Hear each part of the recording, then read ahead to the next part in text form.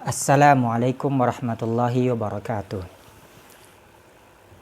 Bismillahirrahmanirrahim. Alhamdulillahilladzi akhrajan nasa minadh-dhulumati ilan nuril Islam.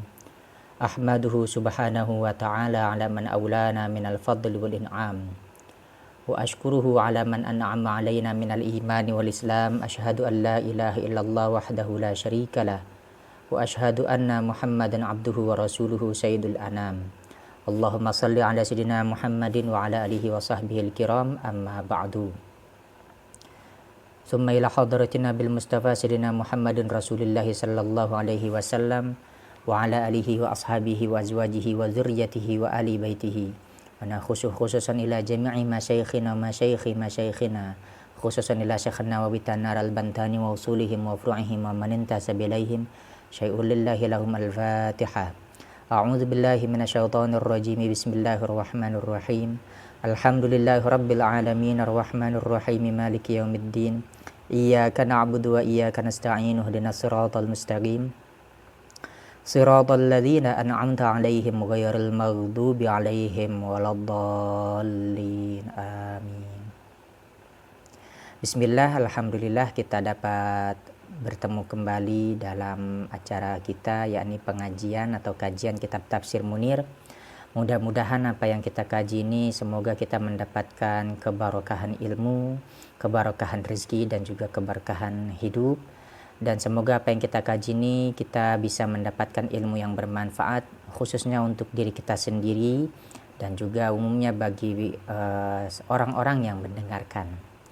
Mari kita lanjut pengajian kitab ini. Kali ini kita akan membahas surat Al-Baqarah ayat yang ke-125. Bismillahirrahmanirrahim. Qala ta'ala a'udzu billahi minasyaitonir rajim. Bismillahirrahmanirrahim.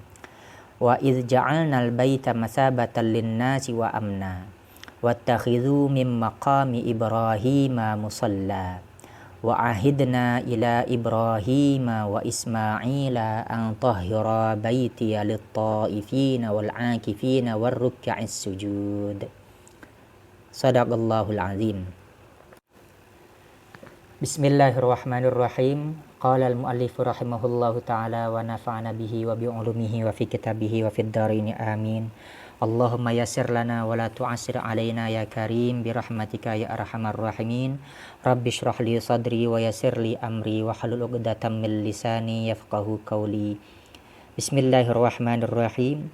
Wa idz ja'alnal baita ay jami'al harami masabatan lin-nasi ay marja'an lahum fa innahum yasubuna ilaihi kulla amin bi a'yanihim aw bi amsalihim kama qalahul hasanu.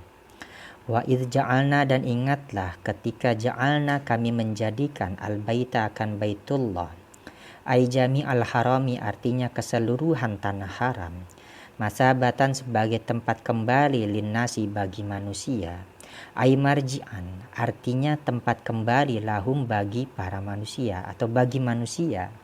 Fa innahum, maka sesungguhnya manusia itu yasubuna mereka kembali ilaihi kepadanya al-bait atau kepadanya tanah haram kulla amin di setiap tahunnya bi a'yanihim dengan para pembesar mereka atau tokoh masyarakat mereka, au bi amsalihim atau mereka kembali dengan para masyarakat umum atau masyarakat biasa dari kalangan mereka. Kama qalahul hasanu, sebagaimana berpendapat terhadapnya qaul atau terhadapnya ma al-hasanu, Imam al-Hasan. Jadi yang dimaksud dengan ja'alnal baita masabatan linnas, kami jadikan baitullah atau keseluruhan tanah haram itu sebagai tempat kembali manusia. Memang ini di dalam tafsiran yang pertama ini dimaksudkan bahwasanya setiap manusia itu memang selalu kembali untuk datang kembali ke baitullah atau ke tanah haram itu setiap tahun mereka datang ke sana. Jadi wajar ketika Baitullah itu disebut sebagai masabatan linnas, tempat kembalinya manusia. Karena memang setiap tahun itu manusia itu selalu datang berkunjung ke sana. Dan mereka datang pun juga nggak sendirian, kadang mereka datang dengan para pembesar mereka, ataupun juga mereka datang dengan orang-orang rakyat biasa seperti sebagaimana adanya mereka. Ini tafsiran yang pertama. Awil muradu, ataupun yang dimaksud dengan ja'alnal baita masabatan linnas la yansarifu anhu ahadun illa wa huwa yatamannal auda ilaihi kama qalahu Ibnu Abbasin wa Mujahidun. La yansarifu, tidak dapat berpaling anhu daripadanya Baitullah atau tanah haram, ahadun, seseorang, illa wa huwa yatamannal auda ilaihi, kecuali dia memiliki harapan atau kecuali dia berharap al auda, untuk kembali ilaihi, kepada tanah haram. Ya, tamanna ini artinya berharap ya. Jadi tafsiran yang kedua ini, kenapa disebut bait itu dengan sebutan istilah masabatan linnas, karena memang setiap orang yang sudah ke sana itu selalu memiliki harapan untuk dapat kembali lagi ke sana, ke Baitullah. Bahkan orang-orang yang belum pernah ke sana pun juga memang memiliki harapan kuat untuk bisa dapat berkunjung kepada Baitullah, atau ya minimal singgah di tanah haram. Ini adalah efek atau faktor di mana memang ada suasana-suasana di tanah haram yang kita nggak bisa dapatkan di selain daripada tanah haram. Ya, ini sudah lumrah lah kita dengar dari para haji, orang-orang yang baru pulang haji ke tanah, kemudian dia kembali ke tanah air. Mereka bercerita yang nggak jauh daripada cerita-cerita mereka itu sebenarnya ingin lagi kembali ke sana. Kira-kira kapan ya mereka bisa kembali ke sana? Nah, itu kadang-kadang dapat cerita itu ya, kita manusia, orang-orang yang memang juga belum pernah ke sana, akhirnya pun juga ingin termotivasi untuk bisa datang ke sana. Jadi wajar kalau seandainya Baitullah itu juga disebut sebagai masabatan linnas, tempat untuk kembali manusia atau orang-orang untuk bisa kembali lagi ke sana. Karena memang setiap orang yang sudah pernah ke sana itu selalu ingin kembali lagi ke sana. Dan yang belum pun juga punya harapan yang kuat untuk bisa ke sana. Kama qalahu Ibnu Abbasin wa Mujahidun, sebagaimana pendapatnya Ibnu Abbas dan juga Mujahid. Awil makna, ini ada tafsiran yang ketiga. Ja'alnal ka'bata maudhi'a sawabin, kami telah jadikan al-ka'bata Ka'bah maudhi'a sawabin, sebagai tempat sawabin, pahala. Yusabuna, yang manusia itu diganjar bihajihi, dengan hajinya atau mengunjungi Baitullah, wa'timarihi, dan umrohnya ke Baitullah. Jadi yang dimaksud dengan masabatan linnas ini adalah tempat untuk memupuk ganjaran, memupuk amal, atau tempat untuk kita berlomba-lomba agar kita bisa mendapatkan sebanyak-banyaknya ganjaran. Karena memang orang yang berada di Baitullah, dia kemudian melaksanakan haji di sana, melaksanakan umroh di sana, bahkan ibadah apapun di sana, itu pahalanya pun juga akan berbeda. Apalagi yang kita sering dengar, sholat di Masjidil Haram itu setara dengan 100.000 kali lipat daripada sholat yang di luar Masjidil Haram. Itu ya kalau nggak salah 100.000 kali lipat ya, saya lupa, coba nanti tolong di cross check lagi, ini saya lupa ini. Jadi pokoknya intinya segala apapun yang kita kerjakan di tanah haram itu pahalanya itu dilipat gandakan oleh Allah. Jadi ya disebut dengan masabatan linnas, ini maksudnya adalah tempat untuk memupuk ganjaran, memupuk amal, memupuk pahala. Kemudian apalagi nih, wa amnan, dan juga Allah menjadikan Baitullah itu amnan, sebagai tempat yang aman. Ay maudhi'a amnin liman yaskunuhu wa yalja'u ilaihi minal a'da'i wal khasafi wal maskhi. Ay maudhi'a amnin artinya tempat yang aman, liman yaskunuhu, bagi orang yang menempatinya Baitul Haram atau Baitullah atau tanah haram, wa yalja'u ilaihi, dan tempat berlindung atau mencari perlindungan ilahi, kepadanya bait atau Baitullah atau tanah haram, minal a'da'i, dari musuh, wal khosafi, dan juga ambles atau longsor ya, wal maskhi, dan juga berubahnya bentuk. Nggak ngerti juga saya maksud daripada berubahnya bentuk ini apa ini. Belum paham saya wal maskhi ini. Tapi intinya itu ya, makna al maskhi itu artinya adalah berubahnya bentuk. Au aminan min hajjihi min azabil akhirati, atau aman min hajihi dari sebab hajinya seseorang atau mengunjunginya seseorang ke Baitullah, dia aman dari min azabil akhirati, daripada siksa akhirat. Karena memang orang yang berhaji dan dia hajinya mabrur, dia akan terlindungi oleh Allah daripada siksa akhirat atau terbebas daripada siksa akhirat. Ya dengan syarat itu tadi, hajinya itu mabrur. Min haitsu, dari segi innal hajja yajubu ma qablahu, sesungguhnya haji itu yajubu dapat memutus ma qablahu, dosa yang dilakukan sebelumnya.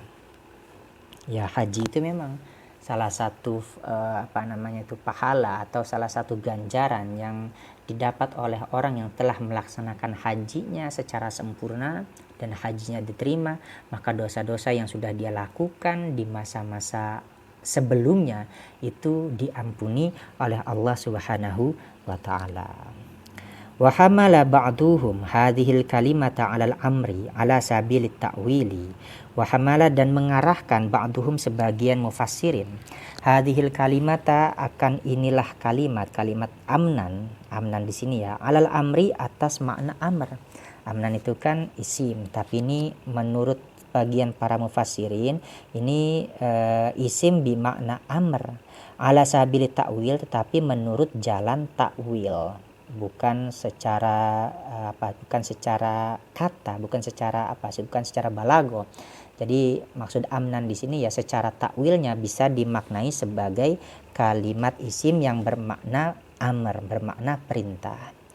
Wal makna, dan adapun maknanya jika memang ditafsirkan amnan itu sebagai kalimat isim yang bermakna amr, annallaha ta'ala, sesungguhnya Allah ta'ala, amaron nasa bi ayyaj'alu dzalikal mawdi'a aminan minal gharati wal qatli.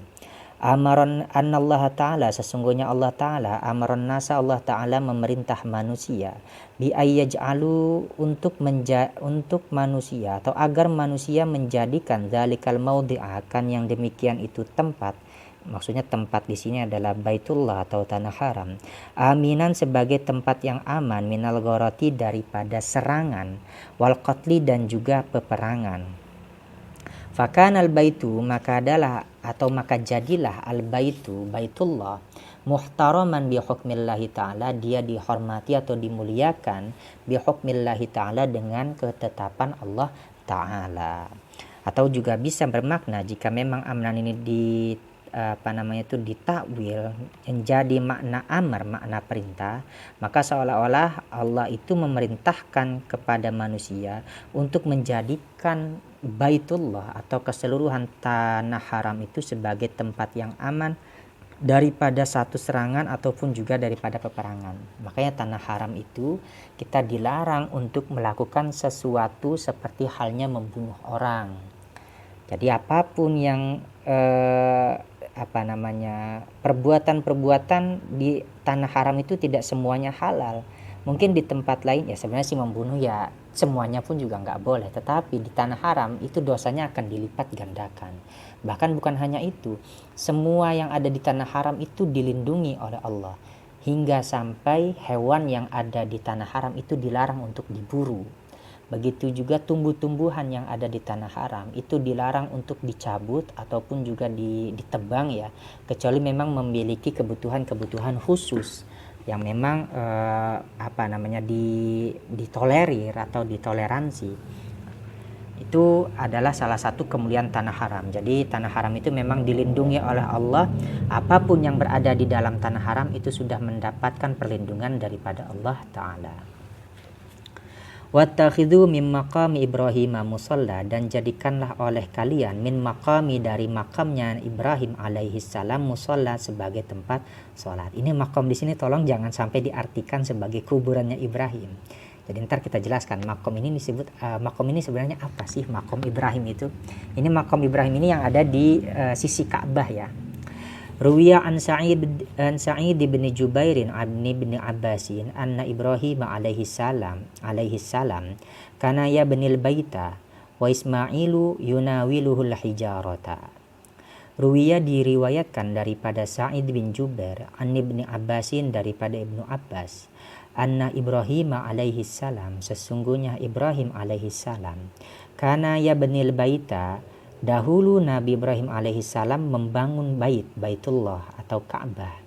Wa Ismailu dan adapun Ismail yunawiluhul hijarata, dia yang menyerahkan atau mengoper atau membantu Ibrahim dengan cara memberikan batu. Jadi yunawiluh itu apa ya maknanya ini ya? Ya mengoper sih, ngoperin batu. Tugasnya itu Nabi Ismail itu ngoperin batu dan diberikan kepada ayahandanya yaitu Nabi Ibrahim, dan nanti Nabi Ibrahim itu yang menyusun batu-batu tersebut hingga nantinya Ka'bah itu berdiri tegak seperti apa yang kita lihat seperti sekarang ini. Jadi ya perlu kita ketahui ya, sebenarnya Nabi Ibrahim itu orang yang membangun kembali reruntuhan Ka'bah, karena memang sebelum zamannya Nabi Ibrahim Ka'bah pun sudah ada. Bahkan di dalam riwayatnya itu Ka'bah itu di zamannya Nabi Nuh banjir besar itu Ka'bah roboh, dan Nabi Ibrahim ini yang akhirnya membangun kembali sisa-sisa reruntuhan Ka'bah. Jadi masih tersisa pondasinya, dan kemudian oleh Nabi Ibrahim dan Nabi Ismail Ka'bah itu dibangun kembali.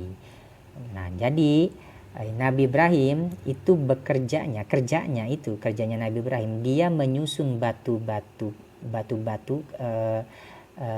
sehingga batu-batu tersebut tersusun rapi menjadi bentuk Ka'bah yang seperti sekarang ini. Nah, sedangkan tugasnya Nabi Ismail, kalau bahasa kita ini disebutnya kenek ya. Jadi Nabi Ismail itu dia yang menyerahkan batu, memberikan batu kepada Nabi Ibrahim. Jadi Nabi Ibrahim yang menyusun batu, Ismail dia memberikan batu tersebut kepada ya. Tugasnya Nabi Ismail itu ya itu ngoperin batu, memberikan batu, menyerahkan batu kepada Nabi Ibrahim alaihissalam. Wa yaqulani, dan mereka berdua berkata, Ibrahim dan Ismail, setelah selesai membangun Ka'bah, atau mereka berkata, Rabbana taqabbal minna innaka antas sami'ul alim. Berdoa ini ya, Rabbana wahai Tuhan kami, taqabbal semoga engkau menerima minna daripada kami, innaka antas sami'ul alimu sesungguhnya engkau as-sami'ul alimu itu adalah zat yang maha mendengar, al-alimu juga zat yang maha mengetahui.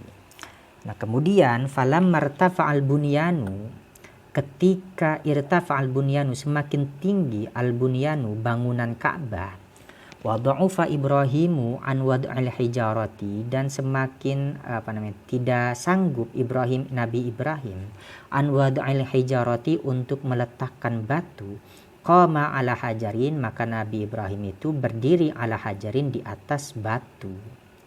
Wa huwa maqamu Ibrahim alaihissalam, dan itulah disebut dengan maqam Ibrahim alaihissalam. Jadi di sini terjawab yang dimaksud dengan maqam Ibrahim alaihissalam itu adalah tempat Nabi Ibrahim berdiri di atas sebuah batu. Kira-kira begini, ketika Nabi Ibrahim meletakkan batu, ternyata kan di setiap meletakkan batu, setiap Nabi Ibrahim meletakkan batu, Ka'bah itu semakin lama semakin tinggi. Nah, ketika Nabi Ibrahim tingginya Nabi Ibrahim sudah kalah dari tingginya susunan batu yang disusun oleh Nabi Ibrahim sendiri, dia tidak mampu lagi tangannya itu untuk meletakkan batu ke posisi yang lebih tinggi. Akhirnya Nabi Ibrahim berdiri di atas sebuah batu, untuk tujuannya batu itu dijadikan pijakan supaya tingginya Nabi Ibrahim setara dengan tingginya Ka'bah. Nah, tempat berdirinya Nabi Ibrahim itulah disebut sebagai dengan sebutan maqam Ibrahim. Jadi maqam di sini bukanlah yang dimaksud dengan maqam itu kuburan, bukan. Jadi maqam Ibrahim itu ya kalau bahasa Indonesia ini atau orang Jawa biasa bilang itu adalah petilasan ya. Jadi tempat di mana Nabi Ibrahim pernah berdiri di sana untuk meletakkan batu ketika Ka'bah semakin lama semakin meninggi bangunannya itu. Kemudian dilanjut wa qara'a Ibnu Katsirin wa Abu Amrin wa Hamzatu wa Asimu wal Kisai wattakhidhu bi kasril kha'i ala sigatil amri. Wa qara'a dan membaca Ibnu Katsirin, Ibnu Katsir, wa Abu Amrin dan juga Abu Amr, wa Hamzatu dan Imam Hamzah, wa Asimun dan juga Imam Asim, wal Kisai dan Imam Al-Kisai. Wattakhidhu mereka membacanya lafaz ittakhidhu bi kasril kha'i dengan kasrah huruf kha ala sigatil amri dengan sigot fi'il amr. Jadi menurut bacaan qiraatnya Ibnu Katsir, Abu Amr, Imam Hamzah, Imam Asim dan juga Imam Al-Kisai, mereka membacanya ittakhidhu atau wattakhidhu mim maqami Ibrahima musalla. Itu dengan menggunakan sigot fi'il amr, perintah maknanya itu. Qala Qatadatu wa Suddiyu, berkata Imam Qatadah wa Suddiyu dan Imam As-Suddi, umiru ayyusallu indahu. Umiru manusia diperintah ayyusallu agar mereka sholat indahu di sisinya maqam Ibrahim. Jadi maksudnya kalau seandainya kita mengartikan atau kita membaca dengan bacaan qiraatnya Ibnu Katsir dan yang lain-lainnya dan beberapa para qiraat lagi yang mengikuti qiraatnya Ibnu Katsir, ketika kita membacanya wattakhidhu mim maqami Ibrahim musalla, maka semua orang itu diperintahkan, tapi ini semua orang yang sanggup atau semua orang yang datang ke sana ya, diperintahkan untuk menjadikan maqam Ibrahim itu sebagai tempat sholat. Wa ala hadza, dan atas hal ini fahadhil jumlatu kalamun i'tarada fi khilali dzikri qissati Ibrahim alaihi salam. Fahadhil jumlatu, maka adapun jumlah daripada jumlah daripada kalam ini, kalam wattakhidhu mim maqami Ibrahim musalla. Kalamun itu adalah kalam i'tarada yang tersisip fi khilali dzikri qissati Ibrahim alaihi salam, di sela-sela penyebutan kisah Nabi Ibrahim alaihi salam. Faka'annahu ta'ala qala wa id ja'alnal baita masabatan linnasi wa amna wattakhidhu antum ya ummata Muhammadin mim maqami Ibrahim musalla. Faka'annahu, maka seolah-olah Allah Ta'ala qala, Allah Ta'ala berkata, wa id ja'alna, dan ingatlah ketika kami menjadikan al-baita, baitullah, masabatan linnasi, sebagai tempat kembali linnasi, bagi manusia, wa amna, dan juga sebagai tempat yang aman. Wattakhidhu, jadikanlah oleh kalian, antum wattakhidhu, dan jadikanlah oleh kalian, antum, kalian semua, ya ummata Muhammadin, wahai umatnya Kanjeng Nabi Muhammad sallallahu alaihi wasallam, mim maqam Ibrahim musalla, daripada makamnya Ibrahim, musalla, dijadikan sebagai tempat sholat. Jadi ini adalah kalam mu'taridah, artinya kalam sisipan yang dia ini ada atau disebutkan di sela-sela kisahnya Nabi Ibrahim alaihi salam. Ini adalah kalam sisipan. Jadi kira-kira seolah-olah Allah itu berkata, dan ingatlah ketika kami menjadikan Baitullah sebagai tempat kembali untuk manusia dan juga tempat yang aman untuk manusia, dan jadikanlah oleh kalian, wahai umatnya Nabi Muhammad, tempat daripada makamnya Nabi Ibrahim alaihi salam, jadikanlah sebagai tempat untuk melaksanakan sholat. Ini adalah kalam sisipan. Wat takdiru, dan adapun takdirnya atau kira-kiranya, anna lamma syarrafnahu wa wasafnahu bikaunihi masabatan linnasi wa amna fattakhidhuhu qiblatan li anfusikum. Anna, sesungguhnya kami, ini takdirnya ya, makna dari kira-kira maknanya kayak gini. Lamma syarafnahu, ketika kami memuliakanhu terhadapnya Baitullah, wa wasafnahu, dan kami sudah mendeskripsikan Baitullah, bikaunihi, dengan adanya Baitullah itu, masabatan linnasi, sebagai tempat kembali untuk manusia, wa amnan, dan sebagai tempat yang aman, fattakhidhuhu, maka jadikanlah oleh kalian Baitullah itu kiblatan sebagai kiblat li anfusikum untuk diri kalian. Jadi kira-kira maknanya itu ketika kami, kata Allah ini ya, seolah-olah Allah itu berkata ketika kami sudah memuliakan Baitullah dan kami juga sudah mendeskripsikan apa itu Baitullah dan kami mendeskripsikan bahwa Baitullah itu adalah tempat yang memang selalu dijadikan harapan untuk dapat kembali lagi ke sana oleh manusia dan juga sebagai tempat yang aman, maka jadikanlah Baitullah itu sebagai kiblat untuk diri kalian. Kira-kira maknanya seperti itu. Wa qara'a Nafi'un wa Ibnu Amirin wattakhadhu bi fathil kha'i ala sighatil madi fahuwa ikhbarun an waladi Ibrahim annahum ittakhadhu min maqamihi musalla. Wa qara'a dan membaca Nafi'un Imam Nafi wa Ibnu Amirin dan juga Ibnu Amir. Wattakhadhu dibaca oleh kedua imam qira ini, ahli qiraat ini dengan bacaan wattakhadhu bi fathil kha'i dengan fathahnya huruf kha ala sighatil madi atas sigot atau dengan bentuk sigotnya fi'il madhi. Fi'il madhi ya, wattakhadhu.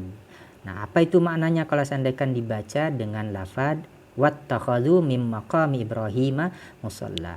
Maka maknanya adalah fahuwa ikhbarun, maka adalah makna tersebut ikhbarun itu adalah berita atau ya kabar an waladi Ibrahim daripada keturunannya Ibrahim, annahum sesungguhnya keturunannya Ibrahim itu ittakhadhu mereka menjadikan min maqamihi dari makomnya Nabiullah Ibrahim musalla sebagai tempat sholat. Jadi kira-kira kalau seandainya dibacanya wattakhadhu min maqami Ibrahim musalla itu adalah kalimat pemberitahuan atau kalimat berita yang mengabarkan bahwasanya anak keturunannya Nabi Ibrahim itu menjadikan makomnya Ibrahim sebagai tempat sholat. Wa ahidna ila Ibrahim wa Ismaila, wa ahidna dan telah kami perintahkan ila Ibrahim kepada Nabi Ibrahim wa Ismaila dan juga Nabi Ismail.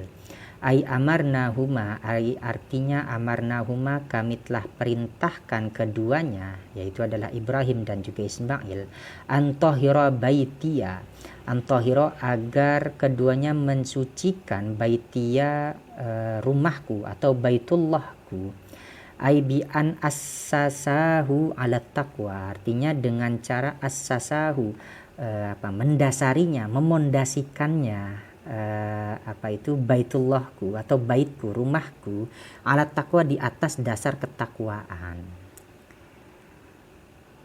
Wakila maknahu arifa an-nasa anna baitiya tuhratun lahum mata hajjuhu wa zaruhu wa aqamu fihi.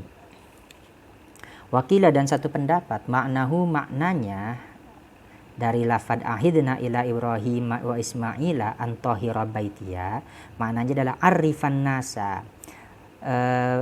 umumkanlah oleh kalian berdua an-nasa kepada manusia, anna baitiya sesungguhnya baitku, rumahku atau baitullah di sini adalah tuhratun, itu adalah rumah yang suci, lahum untuk kalian atau tempat yang suci untuk kalian, mata hajjuhu ketika kalian berhaji ke Baitullah, atau wazaruhu kalian mengunjunginya, wa qamu fihi dan kalian menetap fihi di dalamnya, lit-taifina untuk orang-orang yang orang-orang yang tawaf ya, lit-taifina untuk orang-orang yang tawaf, wal akifina dan orang-orang yang mukim atau juga bisa beriktikaf di sini maknanya, tapi ya kita maknai dulu sebagai orang yang mukim, warruka'is sujudu dan juga orang-orang yang ruku, wasujudu dan juga orang-orang yang wasujudi ya.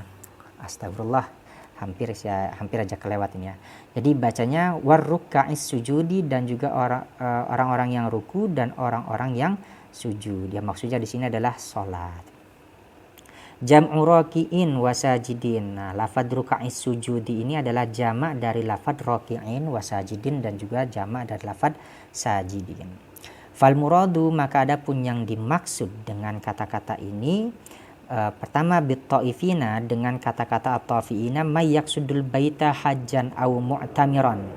Itu adalah orang-orang yang menyengaja atau bermaksud ke Baitullah itu untuk haji atau untuk umroh. Fayatufu bihi kemudian mereka tawaf bihi di Baitullah itu atau di Baitullah. Wabil akifina mayyukimu hunaka wa yujawiru. Wabil akifina, dan yang dimaksud dengan al akifina di dalam lafadz wal akifina ini adalah mayyukimu hunaka, orang-orang yang menetap di sana, orang-orang yang tinggal di sana, maksudnya di tanah haram. Wa yujawiru, dan orang-orang yang tinggal berseberangan atau bertetangga di wilayah tanah haram. Wabir ruka'is sujud, dan yang dimaksud dengan ar-ruka'is sujud man yusalli hunaka, itu adalah orang yang sholat di sana. Jadi yang disebut dengan atau yang dimaksud dengan kata daripada ruka'is sujud itu adalah orang-orang yang sholat di sana. Qala Ata'un, berkata Ata'un, Imam Ata, fa idza kana syakhsu ta'ifan fa huwa minat ta'ifin. Maka jikalau ada syakhsu seseorang, ta'ifan itu adalah orang yang tawaf, fahuwa minat ta'ifin, maka orang itu adalah bisa termasuk atau bisa dikategorikan sebagai orang-orang yang at-ta'ifin, orang-orang yang tawaf. Wa idza kana jalisan fahuwa minal akifin, maka jikalau ada seseorang itu merupakan orang yang duduk, fahuwa minal akifin, maka dialah yang disebut atau dimaksud dengan al-akifin, orang-orang yang mukim. Wa idza kana musalliyan fahuwa minar ruk'is sujudi, maka jikalau ada seseorang sholat, tentunya sholat di sana ya, maksudnya di tanah haram, fahuwa minar ruka'is sujudi, maka itulah yang dimaksud daripada kata ruka'is sujudi. Summa idza fasarna ta'ifina bil ghurabai fahina idzin tadullul ayatu ala anna tawafa lil ghurabai afdalu minas sholati. Summa idza fasarna, kemudian idza fasarna, ketika kami atau jika kami menafsirkan at-ta'ifina akan at-ta'ifin, orang-orang yang tawaf, bil ghurabai, dengan orang-orang yang asing, fahina idzin, al-ghuraba ini artinya orang-orang yang datang dari luar atau orang-orang pendatang ya. Fahina idzin tadullul ayatu ala anna tawafa lil ghurabai afdalu minas sholati. Fahina idzin, maka pada saat ini tadulul ayatu, ayat ini menunjukkan ala anna tawafa, bahwasanya sesungguhnya tawaf, lil ghurabai, bagi orang-orang yang pendatang atau orang-orang asing, afdalu minas sholati, maka itu tawaf itu lebih utama daripada sholat.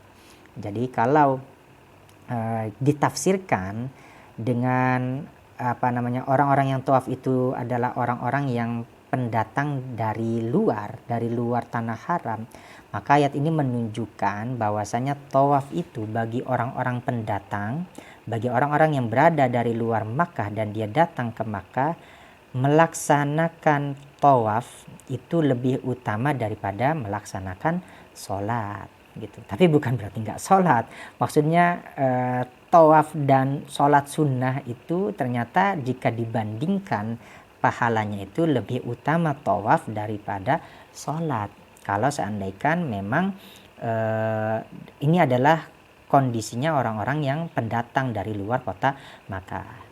Ruwiya an Ibnu Abbasin, diriwayatkan dari Ibnu Abbas, wa Mujahidin, dan juga Imam Mujahid, wa Ata'in, dan Imam Ata, anna tawafa, sesungguhnya tawaf, li ahlil amsari, bagi penduduk kota-kota, maksudnya kota-kota di luar kota Makkah ya, afdalu, itu lebih utama. Wassalatu li ahli Makkah afdalu, dan salat untuk penduduk Makkah itu jauh lebih utama daripada tawaf. Jadi menurut pendapatnya Ibnu Abbas, atau sesuatu berdasarkan dari periwayatan Ibnu Abbas dan juga Mujahid dan juga Imam Atha, bahwasanya tawaf itu lebih utama dilakukan bagi orang-orang yang memang dia datang ke Makkah dan dia berasal dari luar kota Makkah. Sedangkan bagi para penduduk Makkah, sholat itu lebih utama ketimbang dia melaksanakan tawaf. Jadi kita sekarang baru tahu nih ya tawaf itu lebih utama bagi para pendatang, sedangkan sholat lebih utama bagi para penduduk atau orang yang menetap di kota Makkah. Mudah-mudahan ini saja yang dapat kita sampaikan, semoga ini bermanfaat dan mudah-mudahan kita juga termasuk bagian daripada orang yang diberikan kesempatan untuk menunaikan haji ya, karena haji di tahun sekarang ini ya memang gak mudah, kita harus ya melalui daftar tunggu dulu. Nah sekarang ini yang saya baca berita terakhir kali itu ya daftar tunggu sekarang ini sudah mencapai angka 90 tahun. Jadi kalau seandainya kita usia 30 tahun dan daftar tunggu kita 90 tahun ya berarti sekitar 120 tahun usia kita baru bisa berangkat ke Makkah. Itu pun kalau umur kita panjang. Ya, tapi mudah-mudahan saja keajaiban itu memang mudah-mudahan selalu ada. Siapa tahu kita tidak dapat pergi haji dengan tanpa melalui proses daftar tunggu itu. Mudah-mudahan ya, dan semoga kita mendapatkan tambahan amal kebaikan dengan sebab mengaji kita ini. Dan jika memang nanti ketika mengaji ini ada sesuatu hal yang makna yang janggal atau mungkin salah baca atau mungkin salah pemahaman, silahkan diberikan atau diberitahu kepada saya, dan saya akan sangat senang sekali kalau seandainya memang ada kritik yang membangun. Ya mungkin ini saja yang bisa dapat saya sampaikan. Semoga Allah mengampuni segala kekhilafan kita, terutama saya tutup. Wallah